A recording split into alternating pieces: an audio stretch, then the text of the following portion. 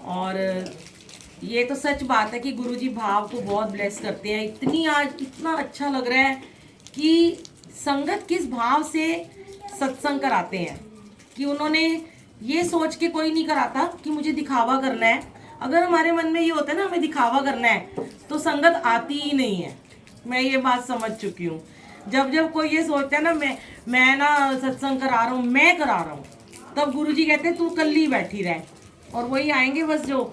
लेकिन जब हमारा भाव होता है, मुझे संगत के पता नहीं किस रूप में गुरुजी आए, और आज पता नहीं कहाँ कहाँ संगत आई हुई है सच में। गुड़गांव से और नोएडा और जगह से और उत्तम नगर से बहुत जगह संगत आई हैं। गुरुजी के लिए ही आते हैं सब, और गुरुजी को जो प्यार करते हैं उनके लिए ज़रूर आते हैं।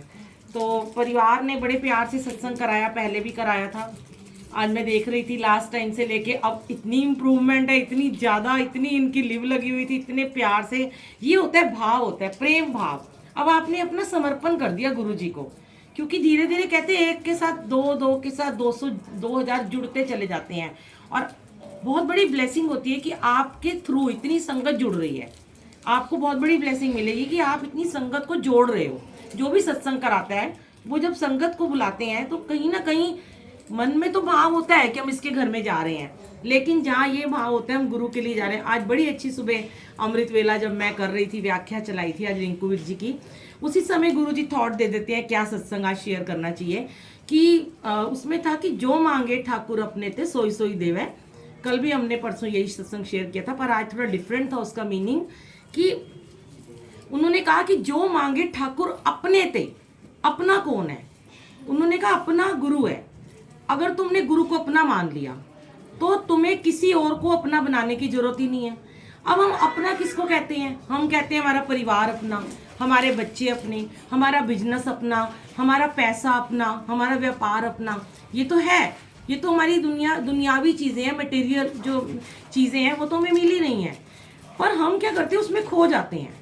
अब यहीं से बात, आज जो सुबह उन्होंने मेरे को सुनाया और मैं जब यहाँ पे आई तो मैंने भाव देखा बच्चों का, चोले का।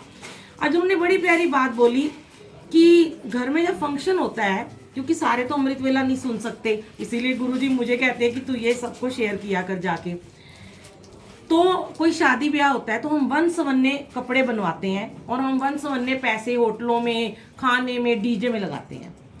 तो उन्होंने यही कहा कि 1 लाख रुपए का बढ़िया से बढ़िया, हम कहते हैं डीजे वाले को, तू लाख रुपए का डीजे ला, ऑर्केस्ट्रा लगा। पर जब गुरुजी का सत्संग कराते हैं तो वहाँ पे हम कंजूसियाँ कर जाते हैं, चोले में कंजूसी कर जाते हैं और लंगर बनाने में कंजूसी कर जाते हैं, क्योंकि हमें लगता है कि क्या हो गया। कई लोग तो कभी कभी कराते हैं, साल में 1 बार कराते हैं, 2 बार, कई लोग हर महीने कराते हैं, कई लोग हर हफ्ते कराते हैं। पर उनका भाव तो गुरुजी ब्लेस कर रहे हैं। गुरुजी ने ये कभी नहीं कहा, यहाँ मैं क्लियर कर दूं, कि मुझे महंगे चोले चाहिए। ये नहीं कहा कभी गुरु ने कि मेरे को महंगा से महंगा कपड़ा पहनाओ, मुझे महंगे महंगे फूल लगाओ। मैं बड़ी खिलाफ हूँ उसके जो पीछे 10-10 हज़ार की डेकोरेशन करते हैं फूलों की, और शाम को वो फूल कूड़े में गिरे होते हैं। मैं कहती हूँ उससे अच्छा आप उस फूलों के पैसे के बदले गरीब को खिला दो। क्रिसमस आ रहा है, नया साल आ रहा है, स्लम एरिया में जाके 100-100 रुपए की शॉल बांट दो। कितने खुश होंगे उस 10,000 में। वो 10,000 के फूलों की जगह आपने वो जब बाटी चीज़ें या उन्हें चॉकलेट्स खिला दी तो कितने खुश होते हैं वो बच्चे। पर भाव ये होता है कि वो सुबह ये बता रहे थे कि भगवान के लिए करने में कंजूसी करते हैं। यहाँ आई तो इतना प्यारा चोला यहाँ इन्होंने बनवाया, सजा हुआ था। तो ये क्या था, भाव को ब्लेस करते हैं कि अगर अपना महंगा कपड़ा पहनना है तो गुरु का भी पहनना है। अब अपने लिए अगर हमने 1 लाख का डीजे लगाना है तो हमने अपने गुरु की मर्यादा के हिसाब से लंगर को गुरु ने अकेले तो खाना नहीं है, पूरी संगत ने खाना है, या कोई एक सेवादार या कोई एक घर का होस्ट तो खाएगा नहीं। कई बार तो ऐसा होता है सेवादारों के लिए बचता भी नहीं है, वो एक गराई में ही खुश हो जाते हैं, क्योंकि उनको तो सेवा से मतलब होता है। वो सेवा में इतने मगर हो जाते हैं कि मैं तो सबसे लास्ट में हमेशा चाय प्रसाद लेती हूँ, और मैं देखती हूँ कि कोई नहीं भी बचेगा तो कोई बात नहीं, मुझे सबसे लास्ट में चाहिए होता है। क्योंकि मुझे गुरुजी ने यही सिखाया है कि जितना तुम पीछे रहोगे उतना ही दुनिया तुम्हें आगे रखती है, खुद को पीछे कर लो। तो ये नहीं, अब कई बार मुझे सेवादार कहते हैं आप पहले बैठ के खा लो। मैंने कहा नहीं, मैं खा ही नहीं सकती। मेरा घर में भी यही रूल है, कोई घर में आ जाए ना, गेस्ट आ जाए, जब तक सारे ना खा लें, सारी किचन ना सिमट जाए, मैं नहीं खाती खाना। तो वही गुरुजी ने सिखाया कि लंगर में भी यही महिमा होनी चाहिए कि सारे सेवादार अपना पूरा प्रसाद पहले बांटे, पूरी सेवा करें, फिर खाएं। तो यहाँ पे अपना, अब उन्होंने बात ये शुरू करी, अपना किसको माने। हमें अपना बच्चों को मानना है। हम ये नहीं कहते बच्चों की ड्यूटीज को अब छोड़ दो, लेकिन उसमें रमो मत, मोह माया में मत फंस मत जाओ। ड्यूटीज है, करो, बच्चे भी पालने, सब कुछ करना है।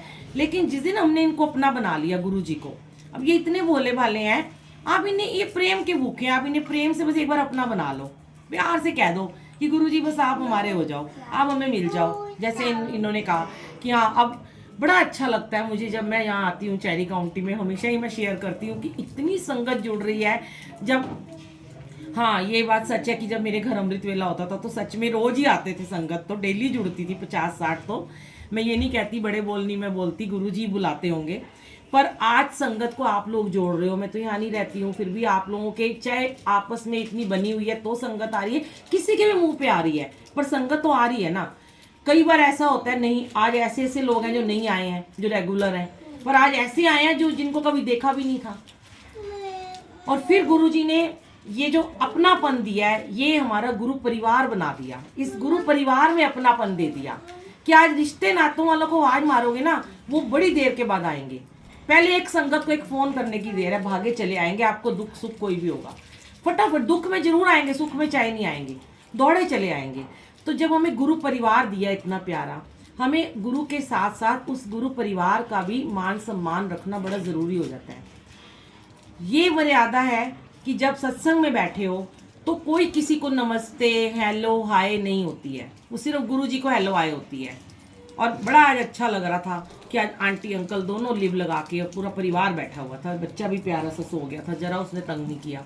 तो ये कृपा है, कहती है गुरुजी से कृपा मांगो। अब आपके ऊपर कृपा हो गई है, अब इस कृपा को बनाए भी रखना पड़ता है। ये नहीं आज आपने अपने घर में सत्संग करा, आज आपने मर्यादा का पालन कर लिया, अनुशासन में रह गए, किसी और के घर जाते हो अनुशासन भंग कर देते हो। ये नहीं होना चाहिए। कई लोग ऐसे करते हैं, हाँ जी चलो बुलबुल आंटी ने कहा था, और अब अंदर भी जा रही थी, मैं बार बार कह रही थी चुप हो जाओ चुप हो जाओ, क्योंकि वो है अभी, चीज़ें हैं अभी। क्योंकि नटखटपन, मैं ये नहीं कहती बड़ी उम्र में नटखटपन नहीं रहता, मुझे लगता है शायद 50 साल बाद ज़्यादा नटखट हो जाते हैं लोग, दोबारा उनमें बचपना आ जाता है। और जो टीन एज है ना, ये जो एज वाले मिडिल क्लास है, वो थोड़े मिडिल एज वाले वो सही रहते हैं, उनको ज्ञान हो रहा है। पर जो जिन ज़्यादा ज्ञानी हो गए ना, वो सोचते हैं चलो अब तो हमें हमारी उम्र बीत गई, भगवान मिल गए हमें, अब कोई बात नहीं, चलेगा। ऐसा नहीं होता। जब किसी और के घर सत्संग में जाते हो, वहाँ भी अनुशासन रखा करो, डिसिप्लिन रखा करो, जैसे अपने घर में रखते हैं। अगर हर कोई ये अनुशासन डिसिप्लिन में रहेगा तो सारे सेवादार बन जाएंगे। मैं हमेशा एक ही बात कहती हूँ, क्यों गुरुजी बार बार इतनी संगत में से निकाल के उस कमरे में या उस कमरे में क्यों भेजते हैं देखने के लिए? कि उन्हें भी लगता है, क्योंकि आपको पता नहीं है गुरुजी अंतर्यामी है। अगर गुरुजी ने सेवादार को खड़ा किया है, मेरे को कई बार गुरुजी ऐसी जगह कोने में भेज देते हैं जहाँ कोई लड़कियां और अंकल फोन चला रहे होते हैं, और अचानक से वहां पे जाती हूँ और कहती हूँ फोन बंद कर दो। मुझे क्या पता वो फोन चला रहे थे। गुरुजी डालते हैं थॉट मन में कि जा उधर भी चक्कर लगा के आ। तभी तो लोगों ने नाम डाल दिया, टीचर जी डाल दिया, किसी ने बोर्ड की टीचर डाल दिया। कोई बात नहीं, मैं उससे मुझे मंजूर है, मैं बोर्ड की टीचर ही सही हूँ। तो स्ट्रिक्टनेस जरूरी है, लेकिन अगर खुद स्ट्रिक्ट हो जाओगे ना, जैसे अपने घर में डिसिप्लिन रखते हो ना, अपने बच्चों को जितना चाहते हो डिसिप्लिन में रहें, मर्यादा में रहें, वैसे ही हमें गुरु की मर्यादा का ख्याल रखना होता है। सत्संग बहुत है, रोज गुरुजी इतनी ब्लेसिंग दे रहे हैं, इतनी चीज़ों को ठीक कर रहे हैं। कितनी बार रोज के मुझे ऐसे ऐसे मैसेजेस आते हैं, मैं शेयर करने लगूं तो शायद यहाँ पूरा दिन पूरी रातें ही खत्म हो जाएंगी। कि किसी का एक्सीडेंट होते होते उसको बचा लिया हाथ रख के, किसी की बाइक गिरी तो उसको बचा लिया, किसी का बुखार हो गया उसका बिगड़ गया, किसी कोई कोमा में था उसको बचा लिया, किसी का कैंसर ठीक कर रहे हैं। कल्याणकारी गुरु हैं, कल्याण करने आए हैं, बड़े प्यार से बड़े भोले भाव से में मिल गए हैं, तो उनका शुक्राना किया करो। और उनको दिल से शुक्राना करके ना अरदास किया करो कि गुरुजी आप हमें मिल गए हो, हमें छोड़ के मत जाना, हम आपके सारे उसूलों को मानेंगे, हम आपकी मर्यादा का पालन करेंगे, तभी वो आपके पास स्थायी रूप से स्थिर रह सकेंगे। वरना वो ब्लेसिंग देने आते हैं और फिर चले जाते हैं। लेकिन चाहते हो गुरु हमेशा आपके घर में विराजमान रहें, तो रोज आना गुरु के साथ, वही सिस्टम रखो जो अपने सत्संग में रखते हो।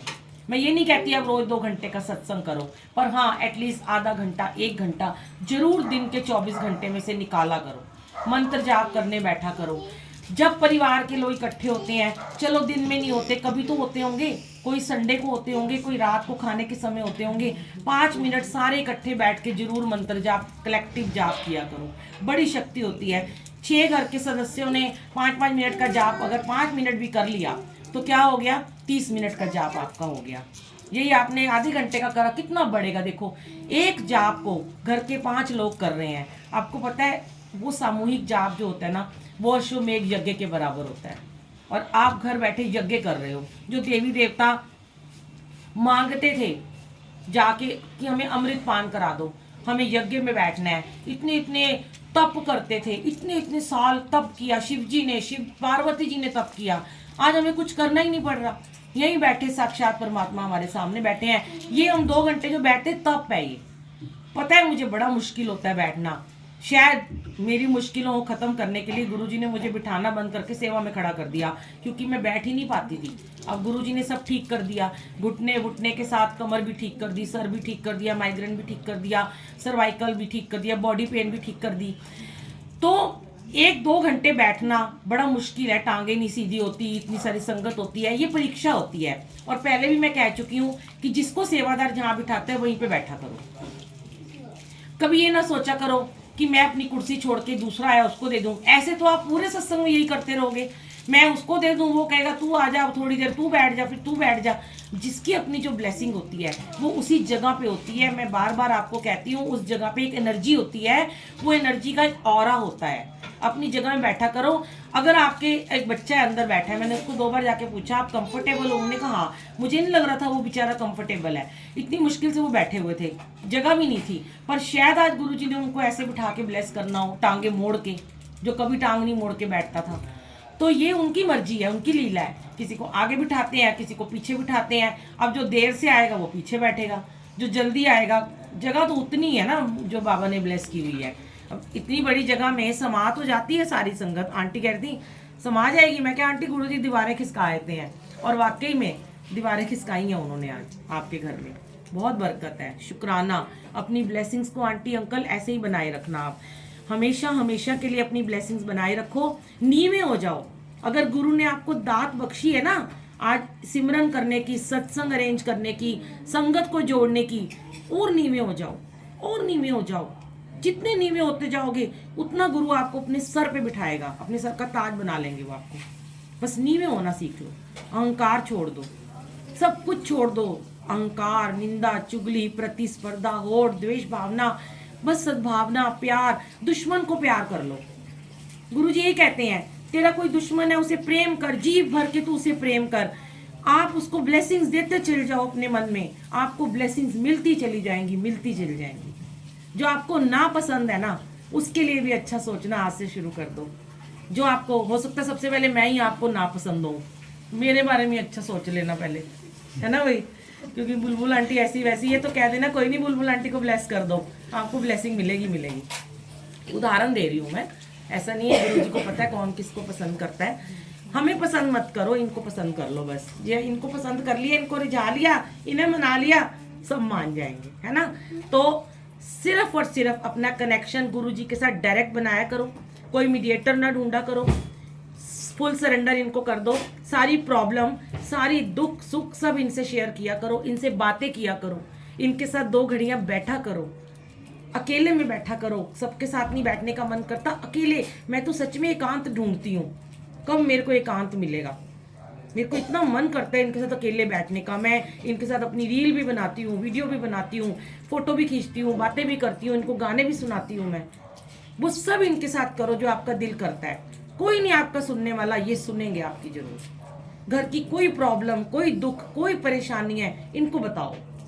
हाँ, जिद मत करो, आज ही दे दो, बोलो जब देना तब दे देना, पर हाँ ये मेरे को आपसे शेयर करना है, क्योंकि हमारा कौन है आपके सिवाय। तो शुक्राना गुरुजी, अनंतम शुक्राना। और बड़ा खुशियों वाला मुबारक दिन है।